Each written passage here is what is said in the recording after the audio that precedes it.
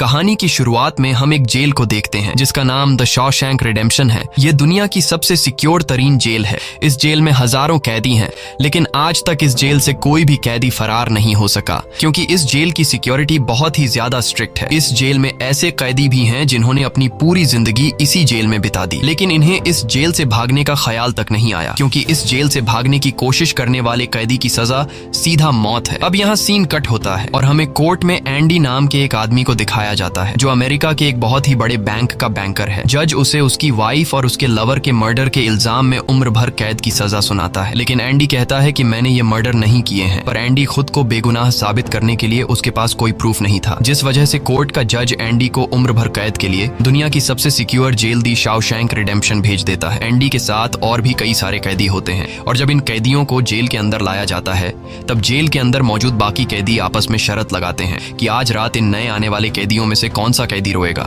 और इसके लिए ये लोग एक डिब्बी सिगरेट की शर्त लगाते हैं। ये लोग बाहर लाइन से खड़े नए आने वाले कैदियों में से एक एक कैदी को चुन लेते हैं। तब रेड नाम का एक कैदी एंडी पर दांव लगाता है क्योंकि उसे लगता है कि एंडी बहुत ही मासूम है और वो बहुत ही अमीर घर का है जिसने कभी तकलीफ नहीं झेली, इसलिए उसे लगता है कि वो आज रात सबसे पहले रोएगा। इसके बाद सभी कैदियों को लाइन से जेल के अंदर लाया जाता है और हर एक कैदी को उसके सेल में बंद कर दिया जाता है। कुछ देर बाद रात हो जाती है और तब पुराने कैदी नए आने वाले कैदियों पर चिल्लाने लगते हैं ताकि उनमें से कोई डर जाए और रोने लगे, और ऐसा ही होता है। इन नए आने वाले कैदियों में से एक कैदी फूट फूट कर रोने लगता है और कहता है कि मुझे घर जाना है। तब वहाँ गार्ड आते हैं और उसे रोने से मना करते हैं, लेकिन जब वो आदमी रोना बंद नहीं करता तब गार्ड उसे सेल से बाहर निकालकर इतना पीटते हैं कि वह बेहोश हो जाता है। दूसरी तरफ रेड एंडी पर लगाया हुआ दांव हार जाता है और रेड समझ जाता है कि एंडी बहुत ही स्ट्रांग है क्योंकि इतना डराने के बावजूद उसने एक आवाज तक नहीं की। इसलिए अगले दिन रेड अपने साथी को सिगरेट का एक डिब्बा दे देता है क्योंकि रेड एंडी पर लगाया हुआ दांव हार चुका था। तभी हम एंडी को देखते हैं जो अकेला चुपचाप ब्रेकफास्ट कर रहा होता है। तब एंडी की मुलाकात